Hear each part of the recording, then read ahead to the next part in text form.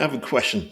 Can business leaders strategically use optimism, trust, and philanthropy to not only drive predictable revenue growth, but to also foster a resilient and forward thinking company culture? And if so, how? Our guest has a wealth of experience and probably has answers, which we'll dive into in a bit. But first, hello, welcome to the Predictable B2B Success Podcast, brought to you by Sproutwith.com. I'm Vinay Koshi, and our guest is Elliot Kallen. Elliot is the co-author of a #1 Amazon best-selling book called Driven, How to Elevate Your Success as an Entrepreneur, a book that provides insights, lessons, and strategies on how to succeed as a leader and entrepreneur. Now, Elliot, you have a wealth of experience. You've run and headed up a fair few companies. You're currently the founder of Prosperity Financial Group, a registered investment advisory firm. You're, apart from being an author, also a keynote speaker on motivation and marketing, especially in the independent financial advising space. I'm curious. Oh, and you're also head up A Brighter Day, which is a charity that you founded in memory of your youngest son. I'm curious, given all of the things that you've been across, what was the impetus to write Driven? Because there are quite a few books that talk about entrepreneurship and leadership. Uh, why are you writing a book called Driven? Well, first of all, Vinay, thank you for having me on. Pleasure. It's great to be here. And we're all done. I'd love for you to call my wife and give her a list of my accomplishments so she can appreciate them too. So I've been an entrepreneur my whole life. Some of it was by design. Some of it was there was no other avenue available to me. I don't want to say I'm an accidental entrepreneur because I'm not. But I now have started companies 3, 4, and 5 that I'm working in right now. So that's just what I do. But when I was thinking about entrepreneurship and leadership and adversity, I thought, too many people think that Mark Zuckerberg is a consummate entrepreneur. He did something in college, continues moving forward, and by age 30, he's a billionaire.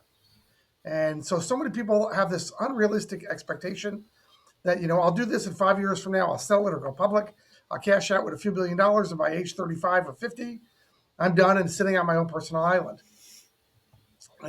And so my journey has been nothing like that. It's been zigzag, backwards, forwards, and every which way you can go. And I wanted to put that in writing because I wanted to give the lessons that you will hit adversity. You'll hit cash flow problems. You'll hit human resource problems.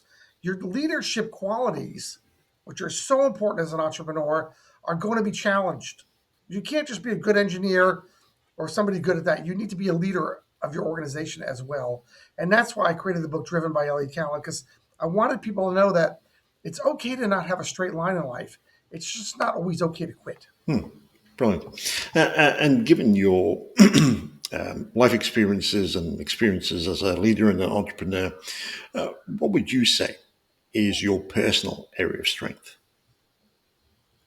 I would say my greatest strength, great question to ask somebody, would be communication skills.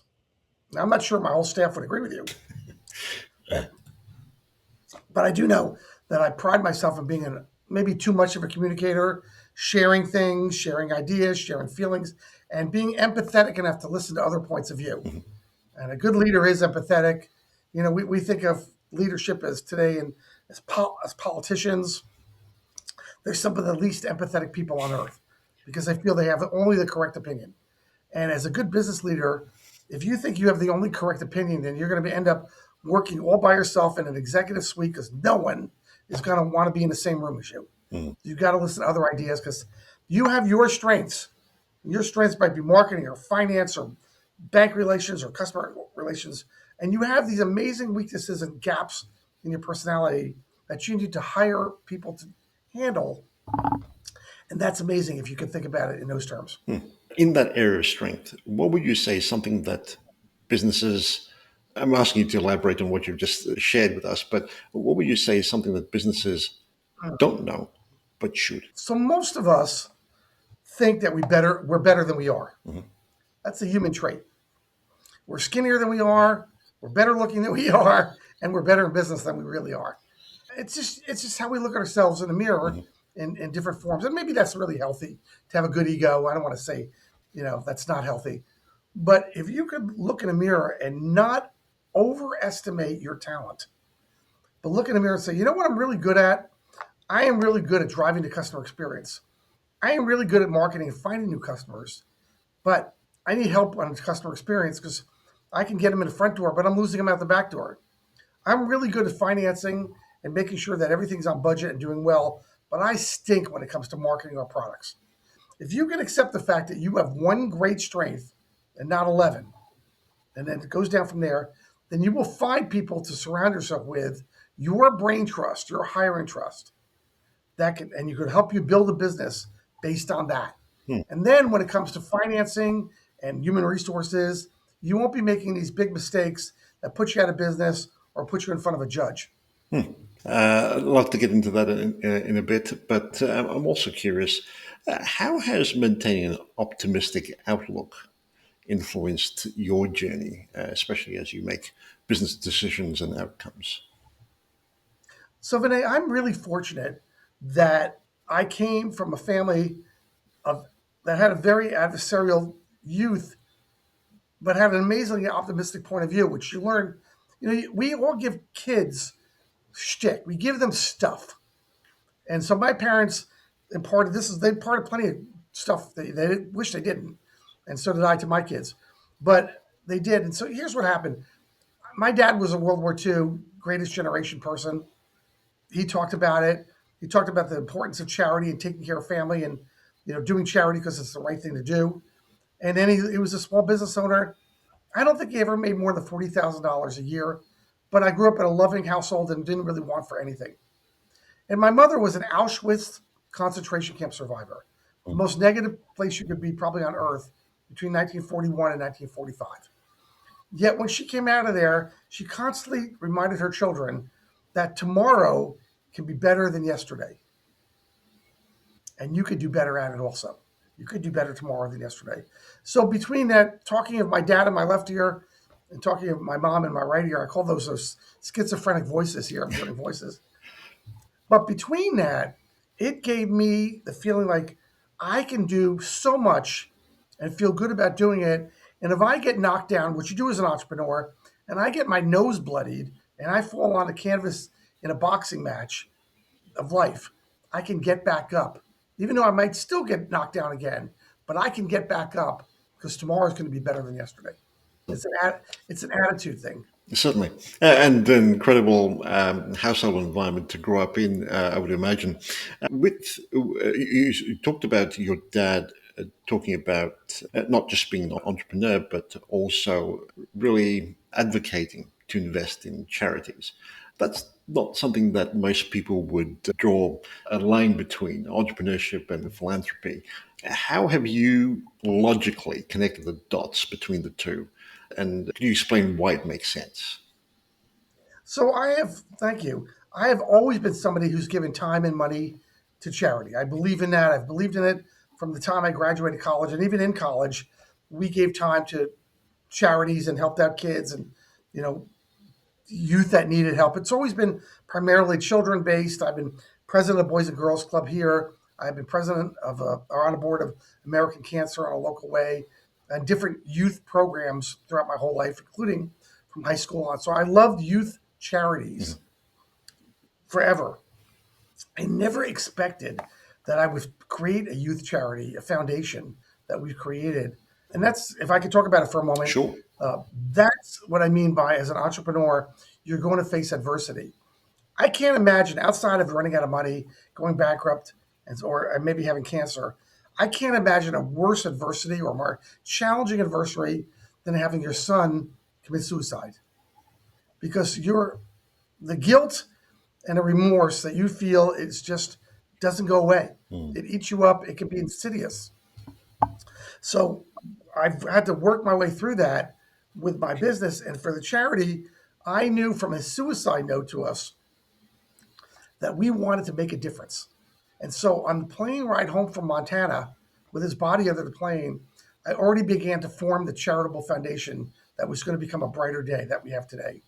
And that was to create how do we reach teens and families with resources and help on stress and depression so they don't have to go through this turmoil, this devastation that we're about to go through. And that formed on the plane home. Hmm. So I'm a big fan of giving back. How do you give back? And sometimes being vulnerable is painful, cathartic, and great for the charity. Mhm. Thank you for sharing that. For perhaps a few of us who are perhaps more numbers focused, if I can put it that way, having this altruistic perspective sounds great. But you might have someone saying, Elliot, that sounds great. It's a nice to have, but doesn't really make sense from a business point of view. There perhaps a revenue oriented lens that we could look through in order to make sense of philanthropy, or is it just something that we need to have a bit of an altruistic perspective on? Well, look, not everybody, Vinay, is charitable. That's just how it is. For some people, their charity is their children. For some people, it's a church or synagogue or mosque. For other people, it's they have something that affected their parents or family members, like cancer, leukemia, or Alzheimer's, and that's important to them. Um, Everybody has touch points. You don't want to die with all of your money, not giving some of it away, because if there is an estate plan built into the federal statutes in the United States, so if you don't work on your own estate plan, then your charity of choice is going to be the U.S. government or other Mhm. governments. So that's not a good solution at all. But I think if you are somebody that's in here that says, I want to give back, maybe I don't know how, maybe I know how, maybe it's of time because I don't like using my own money, maybe it's of money because I don't have a lot of time, or maybe it's both because I think both are valuable. Whatever it is, you've got to find what's important to you, and it can evolve. I mean, the charity that I run wasn't around 9 years ago. It evolved. The charity that before that, as president of the Boys and Girls Club, I thought that was just a great organization. Still do today, a great organization to give back to the Mhm. youth of the world. Some people like Boy Scouts. It doesn't really matter, but again, respecting the fact that not everybody is charitable. But I can't tell you how many clients I have gotten from being charitable. It's amazing. Hmm. That is very interesting. And if I'm hearing you correctly, you're suggesting that there needs to be a purpose, if I could put it that way, to your business and to your charitable efforts. Would that be correct? You've got to live your life with some purpose. Mhm. I think charity is a subset of purpose. If you all you want to do is make money, and that's okay, Mhm. there are people that are still money focused. They do great things, and they don't care about that anything else but making money. Well, that's okay because in the balance of life, in the scheme of the balance of life, and you're talking to executives Mhm. who are all out of balance every single day because you've got three big balances in your life. Mhm. You've got your business, you got to be on for that, right? You've got your children, you got to be present when they're around, and you got your spouse who deserves some of your time. If you're off balance too much in any one of those, they suffer. And so purpose can help you keep the ship upright by understanding that, okay, when I go to work, I'm going to be devastatingly good. When I'm with my kids, I'm going to be the best dad or mom I can be. And with my spouse, I'm going to respect her or him enough and be present enough that good things are going to happen. Certainly. I think that's part of life. I would imagine, though, if you're purpose driven, then you'd potentially be challenging the status quo in a number of different areas. I wonder if that's true. I would imagine that's true in your own personal experiences. And if so, could you share perhaps a couple of examples where challenging the status quo has led to significant growth from a business Oh, it's point a of view? wonderful question. I mean, you're talking to so many tech people. They're all they do is challenge status quo Mhm. with new inventions. I mean, that's their world. So I have this phrase that I use in the office all the time, and that is status quo is not an acceptable place to be. Hmm. I say that every day in my office to everybody around me. And I'll give you a good example. We spend a disproportionate amount of money in my companies. My two companies total almost just shy of $1 billion in assets. We spend a disproportionate amount of time and effort in social media, lots of social media stuff. And social media, my three people that work my social media campaigns keep telling me that social media is a science that is now 5, 10 years old. And I've come back to them and I've said, that's not an old science. That's a new science developing rules on the fly. So let's challenge those rules because I tell you, you can't do this unless you do that. And let's challenge them to see if we can break it up and get this right in a different way. Mm-hmm. And they sometimes come back and say, no, you can't. We thought about it. You can't. And I said, really? We can't figure out how to make Vinay a client in 50% of the time it's taking right now? We can't figure that out, what we need to do. And then you get your heads back together. So we challenge all the time. And if you look at the chat GPT stuff that's out there right now, I think we're on number 4, chat GPT, but there are other ones out there. They're making life easier to challenge all the time. Mm-hmm. You know, if I go on vacation I just came back from Europe and we're going to go back to the Greek islands. I could call up a travel agent and set that up, but I could also use an artificial intelligence program to set this stuff up. I'm challenging the status quo of the travel agent. Yeah. And I could do it with non-human capital, like a AI program, but I could do it with human capital by saying, well, wait a second, why can't we do this? Tell me how we can instead of that we can't. And we live in a world where you've been told by your parents you can't do this because it's dangerous, it doesn't work, you're going to get hurt, you're going to fall on your face, you might even die. We don't want anything bad to happen to you. But in reality, if you've got the attitude that says, okay, I know this could not backfire in my face, and assuming it's not life-threatening and I get my nose bloodied, that's okay. On Monday, I'll figure it out. I love that attitude. Certainly. But you got to be willing to make mistakes. Yep. Yep. I'm curious. You say you spend a fair amount of your budget on social media. Why is that? Well, we're always in growth mode. My personality is to grow, Vinay. Again, status quo is not a nice place to be. I call that sitting on a fence post. And if that's a sharp edge, boy, that's going to hurt. Mm-hmm. So I want to grow. I want to grow on Tuesday more than Monday, on Wednesday more than Tuesday. And so I'm challenging them to do it better, bring more information out faster, have more prospects approach us because we've done a better job.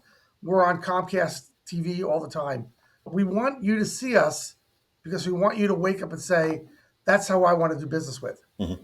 We think that's a great place to be. I know you also run a podcast. How do you leverage the podcast and social media to, I'm assuming, get more clients or at least increase your visibility? Yeah, well, thank you. Good question. We do it for the charity as well. The podcast is called Meet the Expert with Elliot Kallen. It's on the website. There are about 65, 66 episodes out there right now. It's in the top 2% of all financial podcasts in the world. So it's got some really good traction out there. We bring ideas out. The key for that, it doesn't really make you my client. It makes you more comfortable to be my client. Mm-hmm. And so in my world, trust is everything. It's a 5-letter word. If you don't trust somebody with your money, with your future, you're not going to stay with them at all. Mm-hmm. I can make you 40% this year, but if you don't trust me, you're still going to fire me. And so I am a big fan of character, integrity, and trust. And if you can keep those 3 in the windshield of life, then good things are going to happen. Opportunity's got to be there too, but you've got a character, integrity, trust. Those have to happen. And so you don't need to be perfect. Perfection doesn't really happen out there. You're going to make mistakes. Own them and move forward and let your clients know, oops, I blew that one. Let me fix it a different way.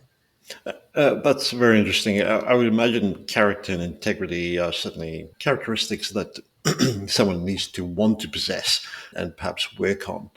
Building trust is an interesting one. And I'm curious as to how you see podcasts as a way to actually build trust with potential customers.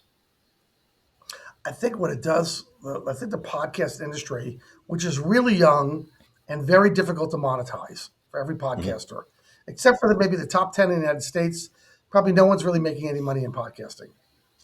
But what you're doing is you're showing off your personality. So your personality appeals to certain people and repels certain people. It's just what it is. You know, you can't be all things to all people. But if you're trying to attract people that like your personality, A podcast gives them the opportunity to kind of say, I like him, Mhm.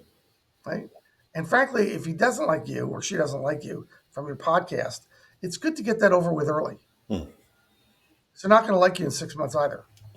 So I think, for my quirky and fun personality, it's very New York, and I still say coffee talk in the office, and it's got a pretty fast cadence to it. I want people to listen to me and say, wow, that's amazing.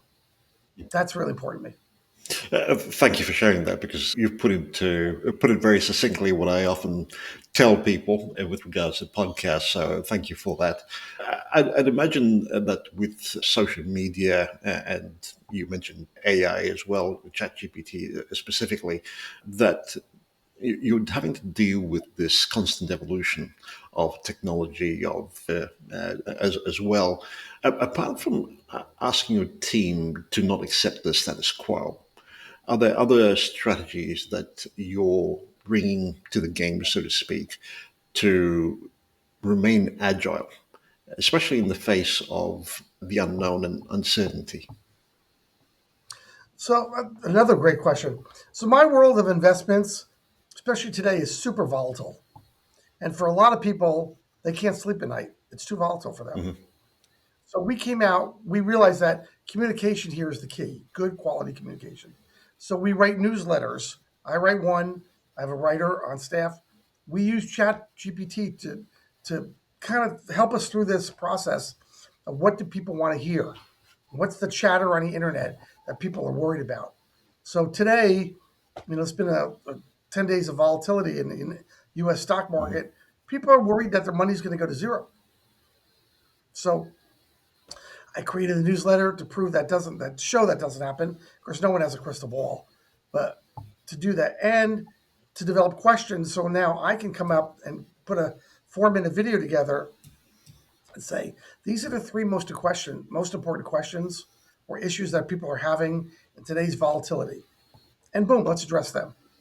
Now that might change on Monday because a bomb drops in the middle of Iran or Israel from Iran. And now we have global instability or more instability. Same thing. I could do a press release, a short video, 4-minute, 5-minute video, even write another letter. But videos are different because you get one group of people that like to watch, Hmm. one group of people that like to read. But I can put that out there because I can come up with the most important questions. And really, if you think about if there's a war that breaks out in the Middle East, people want to know what's going to happen to their money. Hmm. Not, and of course, if they've got family and they've got skin in the game, of course, but money's important. I love the way you touched upon trust and how that leads into leadership, even with your clients. Could you elaborate for us on perhaps the three phases of a leadership, which I would see as being startup, growth, and post growth? Because I would imagine there are unique challenges to each of those phases. Sure, it's a great question. Let's talk about what I call the three pillars of entrepreneurship, Mhm. and they include three pillars of leadership associated with them. The first one is the startup phase. That's the most exciting. That's your new car. It's exciting. It's glittery. It's shiny. Whether you meant to start that business or you had no option or just kind of fell forward in your lap, you're pretty excited about this. But you're working like a dog because if you're not working 40 to 80 hours a week on your brand new business, I don't know what you're doing Mhm. because that's what it takes. So you're working theoretically around the clock, you're coming home late at night, you're getting up early in the morning, you're really killing yourself to make something out of it. You got a credit financing, you got inventory issues, you've got all these things that are happening at HR that you may never have had to deal with your entire life. And therefore, as a leader, you now have to drive your entire team knowing that every day could have a problem associated with it because you're not really stable. In phase two, you're getting stable. Excuse me.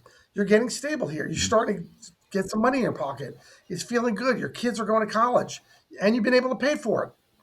You're think really good things are happening, but your entity now has the next phase of problems, and that is you've got more personnel with more personalized issues. Mhm. So as a leader, you're not just now just the driver, Vinay, you're now the counselor.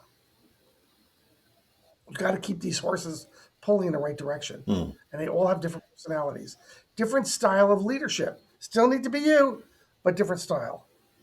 And the third one is now, what do you want to do with the business now? You're approaching 60, 65. You built a heck of a business up. It's time to turn the reins over. Some companies are fortunate enough that the next generation wants to take that over, take it over. Usually that's a really bad idea. Mhm. It just is. It doesn't work very well. It's not obviously at 100% because there are companies that are multi-generational. But for the most part, that doesn't work very well. So not only do you have to think about what do I want to happen to my business, I obviously want to sell it or find an employee or do something. What's going to happen to me? Because my identity as an entrepreneur has been my business for 20 years, 15 years, 30 years. And now what happens? I'm going to wake up tomorrow and not have that identity. Mm. What am I going to do? And that's one of the reasons why in the United States, the average senior watches 4 to 6 hours a day of television. They don't know what to do with their time. They just don't know what to do with it. Mm. We want to help our clients, and I think it's really important that when you retire with a plan and a purpose. And so you know that you've waited your whole life to do first class travel around the world. Let's build a game plan around first class travel. Doesn't matter where it is. US, Europe, third world, South America, doesn't really matter. Let's build a plan. Maybe your plan is I want to play the best golf courses of the world. Maybe your plan is to spend more time with your grandchildren, or just while my legs work and my arms work, I want to do something really special with my spouse because we've talked about this stuff, but we haven't really had a chance to do it because we've been busy. Or maybe your goal is to help your kids buy houses and live near you. Whatever the game plan is, we don't want boredom and being sedentary to be part of that game plan. And if you don't work on that, you'll have both those. You'll be sedentary, you'll be couch potato too often during the day, and you'll be bored. And when you're bored, you become really bored. Mhm. And now that manifests and makes it even worse because now people don't want to be around you because you keep repeating the same stories. And that's why you hear how many times have you heard that same story from grandpa? Mhm. Because he doesn't have any new ones. He's not creating any new ones for you. He's not saying, Vinay, you know what we did yesterday? Oh my goodness. We were fishing on this lake and this eel came by and we almost jumped out of our boots. Well, that's a new Yeah. story. He didn't have that story a week ago. It's exciting because you can all laugh together. But if he tells you, when I was 60, 20 years ago, this eel came by, and you've heard that 42 times. That's what we don't want to happen in retirement. Certainly. You raise a number of great points there. I'd love to explore succession, especially leadership succession, but I'd like to start off with motivation. As an individual goes through these different phases, I suppose he or she needs to take a good look at their own personal motivation and their strengths and weaknesses as well. How would you recommend a leader assess where they're at, both in terms of motivation as well as their abilities, in order to decide if they're best placed to continue leading or need the help of someone else to co-lead or perhaps lead in certain areas so that they can operate in their areas of greater passion and motivation? Well, that's a really tough question because leadership is so unique to the individual, Mhm. their personality. But if you think about it, I, at 60 plus years old, am not the same leader I was at 40. Mhm. It's not possible to do that. I could barely bend over and tie my shoes at this point. So I'm a different leader today. I'm a far more patient person at the same time. So I've realized for me, patience is one of my better attributes, and communication and development is a really good attribute. In my 30s, I had neither of those Mhm. as traits. So you got to realize that too, and you might have to get some outside consultant to help you with that. But I want to tell you a quick story, if I may, Sure. on when I approached my wife, and that was I came to my wife, and this is a decade ago, and I said, I got a question for you. I help people in their retirement reach their dreams, not just financial dreams, Mhm. but reach their personal dreams. So I want to know, even though we're 15, 20 years from retirement, I want to know what you would like to do in our retirement. What's important to you? And she said, well, we love to travel together. I love traveling. So I think traveling would be most important. So now you ask yourself, am I going to lead my business to the point that I have some free time so I could travel more? And she said, we love food. So we like to eat. And I consider myself and I consider myself a personal chef. Sorry Hmm. about that. I consider myself a personal chef. So where can I do that and make that work the most on that? So how do we do that? Then we said, well, I own a wine tasting room. So how do I capitalize on that? So wine is very important to us. Collecting great red wine, particularly Cabernet, and drinking it. We play golf. When we talked about golf, we both agreed we like golf. We don't love golf. Mhm. So we began to say, what happens if we reach the point that we can't play golf? Is that in our retirement? And so now that's a new phase. And in my office, I'm constantly talking to my executive team about where we need to go as a team and helping them come up with ideas. When they tell me where need to go as a team, that helps me develop and hone my leadership skills because my job is to get those team leaders of mine to reach their goals for the organization. That's a leadership skill. And I would recommend that for anybody. That's very interesting because I was going to ask you when it comes to hiring talent, a lot of people certainly look at the tasks that need to be done or the roles that need to be fulfilled and hire on that basis. Oftentimes, I've heard a lot of distaste from employers or potential employers about the need or the questions being asked about what's in it for the candidate who is applying for the job. From what you just said, I would assume that there needs to be that desire to invest in people and help them with their own careers as well as their own life plans, which is perhaps a bit of a unique idea for some people.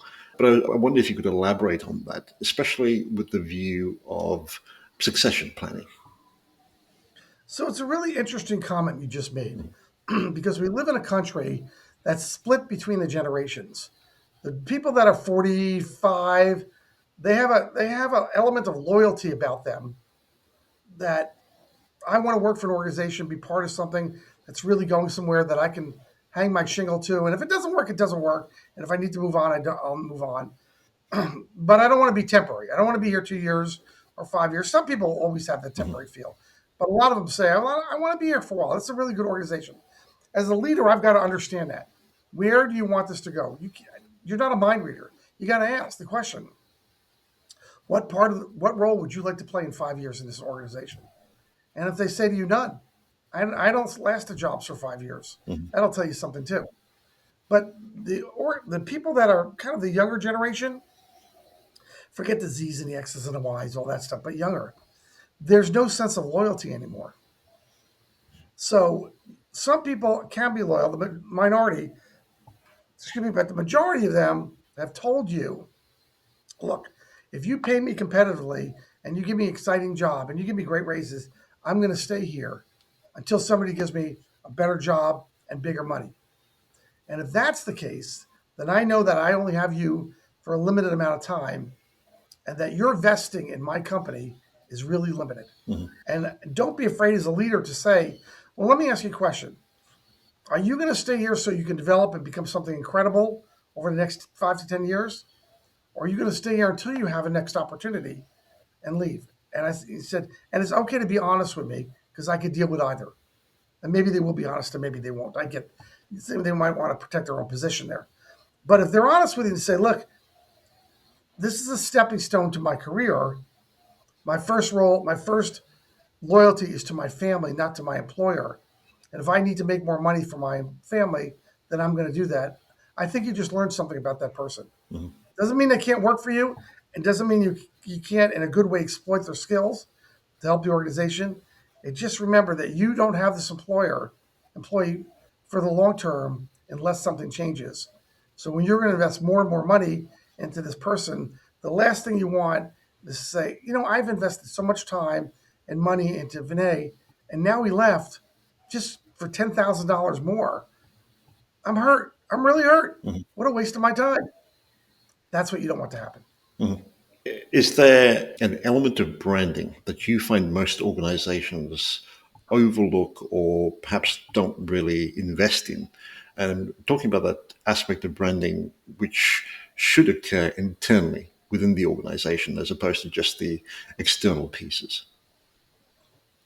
I think you're talking about what's our internal motto and branding Mhm. internally with our own mission and our own goals and things like that, Yep. rather than what's the branding of my product Yep. or service.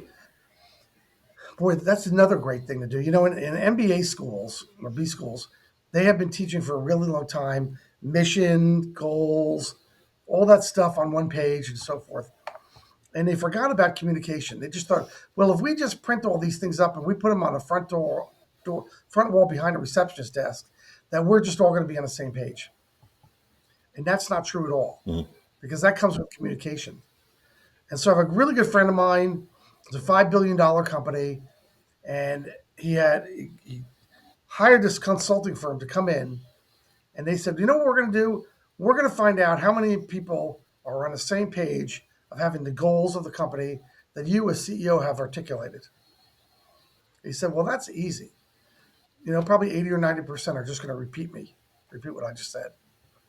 Well, after this consulting firm went through the company, the employees, not one of them had that same goal. Mhm. Not one of them could say the goals of the company and his goals. And that's kind of a life lesson right there, is that your goals are not my goals unless you've articulated them to me and I've embraced them. And so that takes effort, and that takes daily affirmations. Mhm. Years ago I had a lot of stock in Bally's Park Place Casino in Atlantic City. And my dad and I went down there one day, this is the 80s. And my dad and I went down there and we met with the CEO of the company. The guy was super gracious to us, super gracious. And Atlantic City was changing from a beaten up old East Coast shore town to a casino town. It was in the process of changing. Maybe they made it, maybe they didn't. That's a different conversation. But one thing he said to me, which really struck me, he said, we are forced to hire local help here. That's part of the deal. These people are now third generation of unemployed Mhm. on welfare. We're hiring them to work in a hotel. We've learned that we have to sit down with them every day of the week and remind them to smile and say, please, thank you, and you're welcome. Pretty basic, Yeah. right? You and I would take that for granted. Our customer service team always says, please, thank you, and you're welcome. But if you've ever dealt with airlines or dealt with some companies, you know that please, thank you, and you're welcome don't work very well. They're not part of it. They make you feel terrible. You're yelling. You're angry because you can't get somebody that really is listening to you. That's branding. If your brand is going to be, we want to be the most approachable airline in America, then if you take the big three, American, United, and Delta, Delta wins hands over in every single test that they've got the best service. Not everybody's had a great experience on Delta, Mhm. but they win this all the time. I fly United constantly. I've got four, I'm millions of miles with Mhm. United here. Go everywhere. They left us stranded in Newark for 13 hours with no communication. Oh, wow. That's really bad, you know. So one of them was that there was somebody so angry on the plane because we waited on a tarmac for 2 hours that he started to kick the seat in front of him, and the woman turned around and said, "Stop kicking my seat! You're disturbing my child." And he said, "No, I'm mad." And so they stopped the plane, brought it back to the gate, took that person off with the police, and then they said, "I'm sorry, because of that happening, we now have to get new help here on the plane because they've exceeded their time. We don't have anybody available. That might take 4 or 5 hours to get help, new help." That's terrible communication. Mm. That made me feel horrible. So communication, I think, is a key in understanding what your customers need, and your employees are your customers. Mm. So what do they need to succeed? And can they empathize with your customer base to help them when they need the most help? Mm. You touched upon a couple of things at the start, and you've alluded to them again, and it's the elements of listening and empathy. Some organizations provide a degree of training around empathy in particular, especially in senior leadership roles. Listening tends to be glossed over, I find personally speaking. And I wonder if you have developed or used strategies to help people better understand these concepts and use them more effectively, both personally as well as in their roles. So you cannot be a great listener. You cannot be very empathetic unless you're a great listener. Mhm. If I don't hear your point of view, you're not going to be empathetic. You're not going to be. You got to be a great listener. So there's a story that we used to do. There's a listening story that we played growing up, and I do this with my staff all the time. Uh, my mother would come home with Newsweek and Look or U.S. News and Report. I call the magazine du jour of the week, and she would make my brother and I read an article, and we'd have to debate that on opposite points of view and listen to the other one with her as a mediator and my dad as a judge. And the following night, you had to take the other point of view. And see, she was trying to teach us to be critical thinkers, but empathetic to the other person's point of view. Mm. And you can't be, if you're not empathetic to the other person's point of view, then the next night you would do a lousy job being a debater.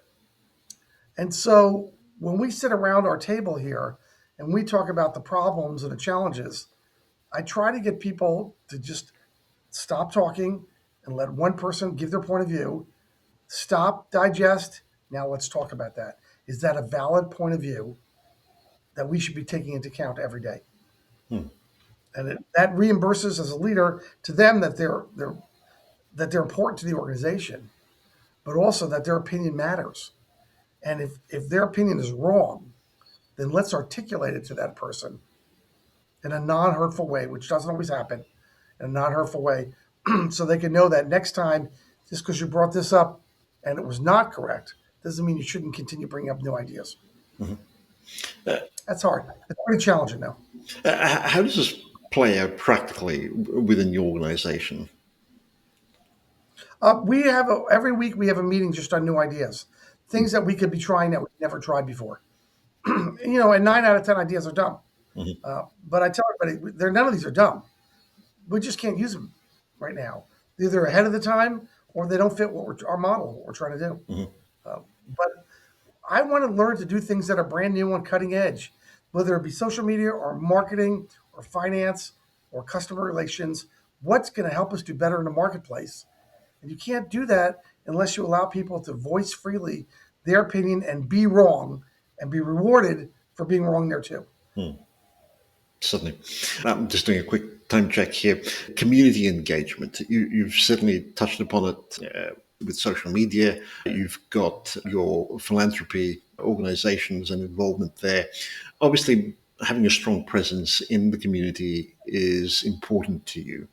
What benefits are you seeing as a result of having that presence? And how would you recommend to others to achieve that visibility and presence as well?